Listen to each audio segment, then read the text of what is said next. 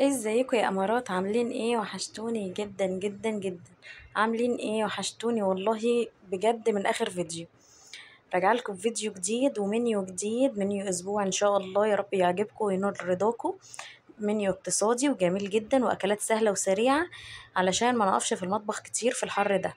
يلا قبل اي كلام حطوا لي لايك وشير وسبسكرايب للقناه وتعليقات حلوه كتير، ويلا نشوف اول اكله معانا. اول اكله معانا سمك سنجاري، ماكريل وسلطات. وساعتها ما عملناش عيش، ما عملناش رز، وكلناه بالعيش. بجد كانت أكلة في منتهى الجمال.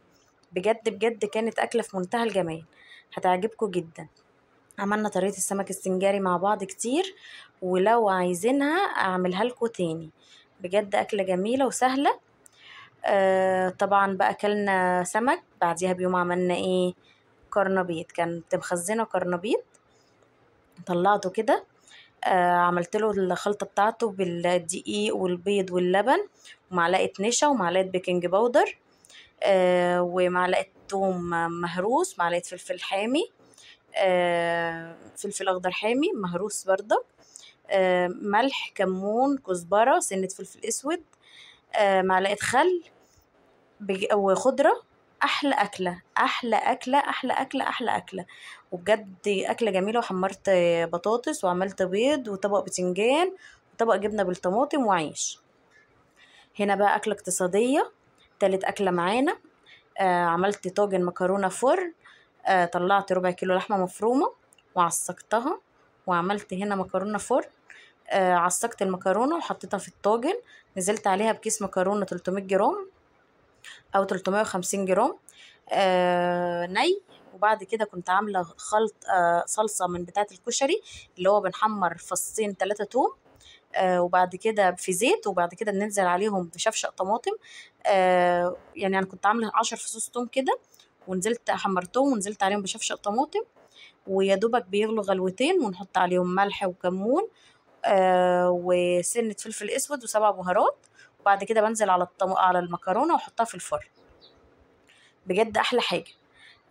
رابع اكله بتاعتنا النهارده عملنا بيتزا. عملنا بيتزا ايطالي وعملنا بيتزا شرقي. البيتزا الايطالي كانت محشيه سلامي وسوسيس وزيتون، وجبنه موتزاريلا وطماطم وفلفل. انما البيتزا الشرقي كانت محشيه جبنه، جبنه رومي، زيتون وطماطم خضار وسلامي ولحمة مفرومة متعصجة وسوسيس ميكس لحوم كده، وحمرت جنبها بطاطس. وطبعا حطيت كاتشب، وكان الكاتشب ده حور. هنا بقى رحنا جايبين لحمة، نروق على نفسنا بقى. جبنا لحمة وسلقناها، وعملنا جنبيها أحلى صينية فتة تاكليها وتدوقيها بالخل والثوم. الفتة المصري دي ريحتها وطعمها يجيب آخر الدنيا. وطبعا دي أحلى أكلة. عملناها كده. وطبعا عشان احنا بنحبها سبايسي شوية، حطيت على الوش فلفل أخضر. أكلة سهلة وجميلة، وبرضك مش هتقفي كتير، يا دوبك بتعملي الرز واللحمة بتتسلق. خلاص الأكلة يعتبر خلصت. وطبعا الصلصة بتحمري الثوم، بعد كده بتشيه بمعلقتين 3 خل، بعد كده بتنزلي بشفشق الطماطم المضروب، وطبعا ملح وكمون وفلفل اسود وشويه شطه وسبع بهارات على الصلصة، وتبقى تمام. الأكلة بتاعتنا اللي بعد كده زي ما انتوا شايفين سجق اسكندراني بالطماطم والبصل والفلفل والبهارات. وطبعا البهارات ما تكترهاش في السجق قوي، عشان كده كده بيبقى متبهر. وطبعا عملت الكبدة الاسكندراني، وجبت كيس شيبسي كده فتحته وحاجة ساقعة ومخلل، وكانت أحلى أكلة. طيب هنا بقى أكلناها.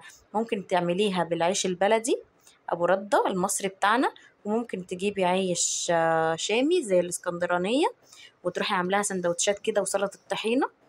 وممكن تعمليها في عيش فينو. بجد أكلة جميلة، جربيها إن شاء الله هتدعيلي هتدعيلي هتدعيلي.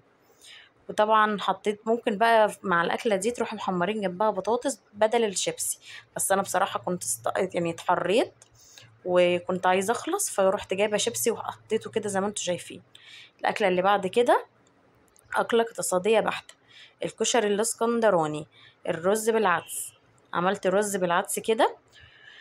آه بمعلقه سمنه بلدي كده، وبيبقى خطير خطير خطير، انا بموت فيه. عملت سلطه خضراء، حمرت سلقت البيض، وبعد كده رحت محمره في السمنه البلدي زي ما انتوا شايفين كده. حمرت بطاطس، وكان عندي ربطه جرجير حطيتها، وشويه مخلل، وكانت اكله جميله. يلا حطوا لي لايك وشير وسبسكرايب للقناه.